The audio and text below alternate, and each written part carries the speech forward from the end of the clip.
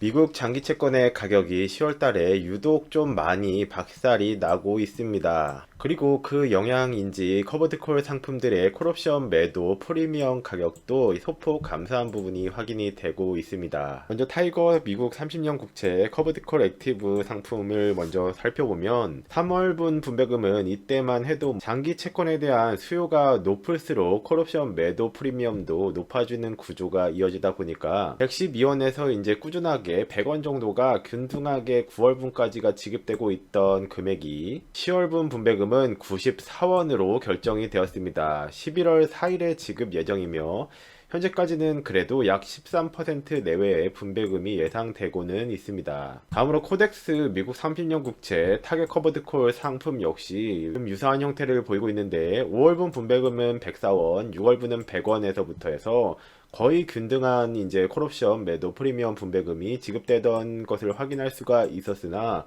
10월분 분배금은 101원으로 해서 감소한 모습을 확인할 수가 있었습니다. 코덱스 상품 역시 분배금은 11월 4일에 지급되고 13% 내외의 분배금이 예상되긴 합니다. 그럼 도대체 10월 들어서 이 장기 채권들의 상태가 9월 달에 마이너스 0.5% 금리나 B컷까지도 했는데 급격하게 대체 왜 이런 것일까를 좀 데이터들을 살펴보고 있는데 그중 가장 많은 영향을 줬다고 생각하는 부분은 첫 번째로는 트럼프. 이게 이제 뭘 할지 모르는 트럼프의 변동성이 주식 시장에 뿐만이 아니라 트럼프는 약간 이제 인플레이션, 그리고 인플레이션은 물가 상승, 그리고 물가 상승은 또다시 뭐 금리 영향, 뭐 이런 영향도도 가지고 있고, 트럼프라는 이제 존재 자체가 워낙 뭘 할지 잘 모르겠는 그런 특성 때문인지 트럼프 프리미엄이라는 수치까지 존재를 합니다. 뭐 이런 부분 때문에 금리 방향성에 이제 변화가 생기거나 인하 속도가 둔화되는 측면에 심리도 상당히 작용을 하고 있는 것으로 풀이가 되고 있으며, 두 번째 이제 이슈로는 실업률, 이 부분이 뒷부분에서도 다루겠지만 24년도 6월을 기점으로 해서 미국의 실업률이 4%를 초과했었고 7월에는 4.1% 그리고 8월 달에는 4.3%까지 실업률이 치솟자 9월 달에는 연준에서 마이너스 0.5% 빅컷 금리 인하라는 카드를 썼었고, 그 이후부터는 이제 9월 달에 실업률은 4.2%로 감소를 하고 10월 달에는 실업률이 4.1%로 감소하면서 실업률이 이렇게 안정적으로 잘 잡혀가면 앞으로의 금리 인하 크기와 속도에 이제 좀 근거가 된 실업률이 4% 이상으로 치솟는 것이 이제 위험하다라는 데이터들이 많기 때문에 이후에 금리 인하의 크기 속도가 더뎌질 것이라는 부분은 장기 채권에 굉장히 안 좋은 요소이기도 한 부분입니다. 그 중에서도 이 트럼프 프리미엄 수치가 미국 국채 10년물에 대한 프리미엄이 한 11개월 만에 최고치까지 높아진 상황이 이제 발생을 하고 있는 것으로 파악이 되고 있는데,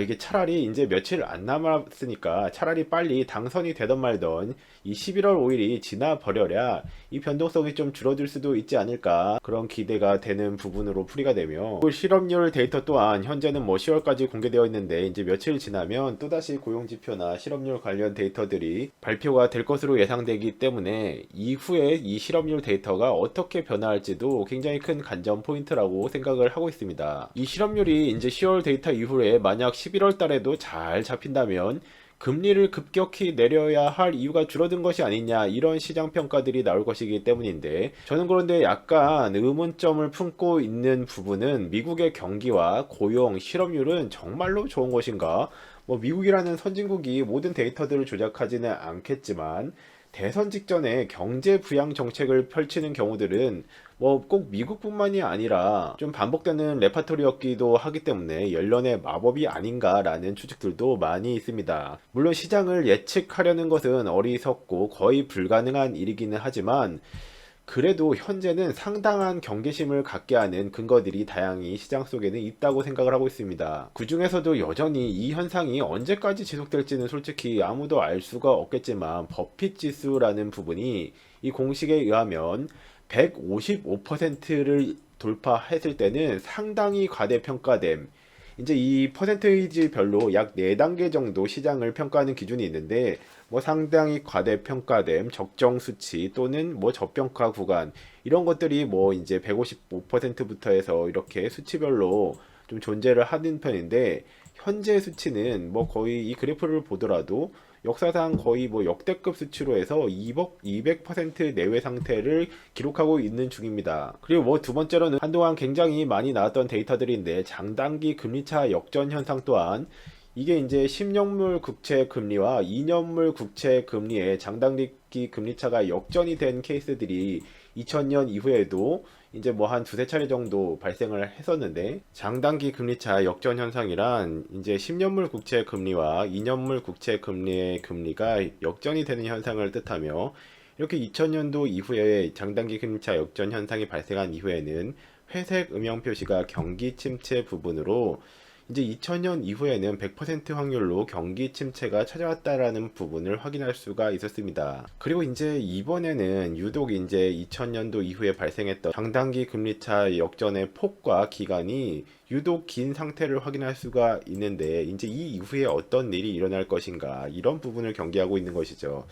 그리고 이제 지금같이 미국 시장이 너무 광기어리게, 이게 광기일지 정상적인 부분일지는 또 시간이 오래 흘러봐야 알겠지만, 뭐 버핏 지수나 이런 장단기 금리차 역전 현상 등등을 이제 지표로 해서 살펴봤을 땐, 이럴 때는 투자자들이 이번에는 다르다, 영원히 이제 상승하고 저런 안 좋은 것 데이터 따위는 이제는 일어나지 않을 것이다, 이렇게 생각하게 되는 부분이 강한데, 저는 이 말이 굉장히 무서운 말이다라는 부분을 책들에서 워낙 많이 봐서 그런지 경각심을 가지고 이러한 데이터들을 계속 보고 있는 편입니다.